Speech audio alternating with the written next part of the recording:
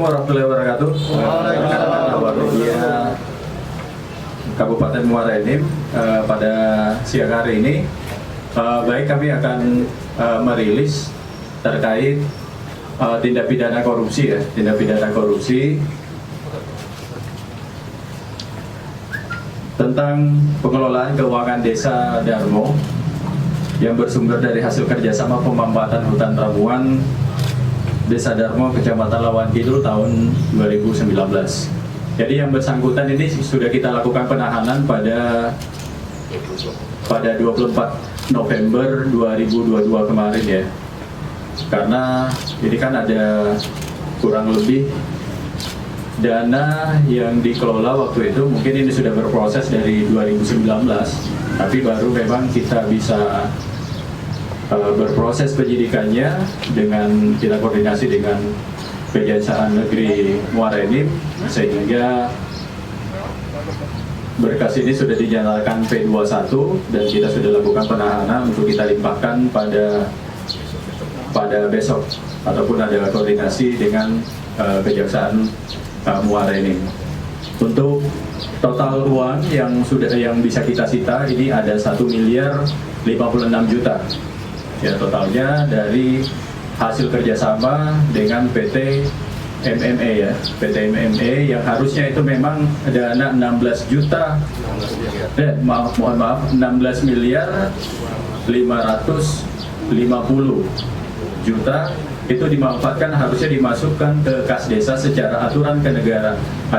Aturan yang berlaku harus dimasukkan ke kas negara, tapi ini dimasukkan ke rekening pribadi atas nama Dedi yang sudah menjadi salah satu tersangka ataupun sebagai ketua tim yang bersangkutan ini bersama saudara Maris Safarudin, kemudian saudara Mariana, yang waktu itu Mariana juga sebagai sekdes, kemudian di PLH-kan sebagai kepala desa ya. Ini yang bisa kita sita, kemudian dokumen-dokumennya juga, dokumen-dokumen kerjasama ini sudah kita sita ini, dan memang istilah kita ini total loss ya, tidak semua kegiatannya itu tidak sesuai dengan aturan.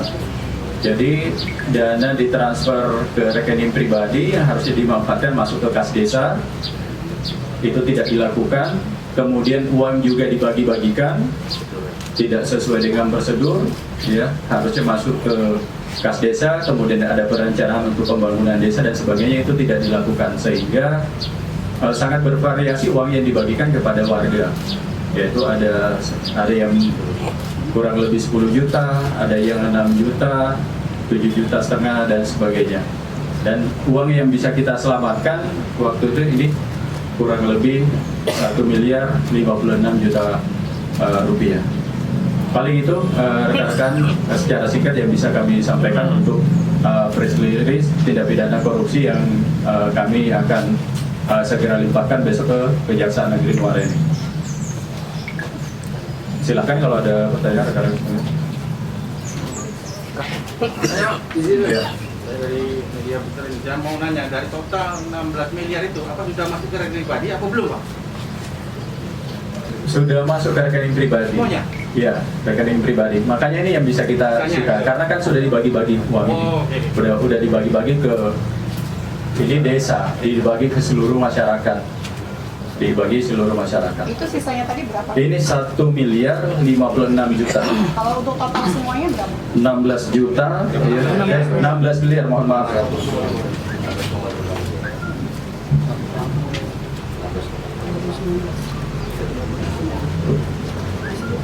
Total 16 miliar.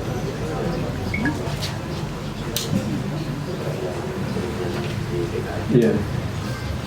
16 miliar, 5 ya, 16 miliar, 5. Kerugian itu dari hasil audit perhitungan kerugian negara dari BPKP perwakilan Sumsel itu 15 miliar 533.653 ribu rupiah itunya.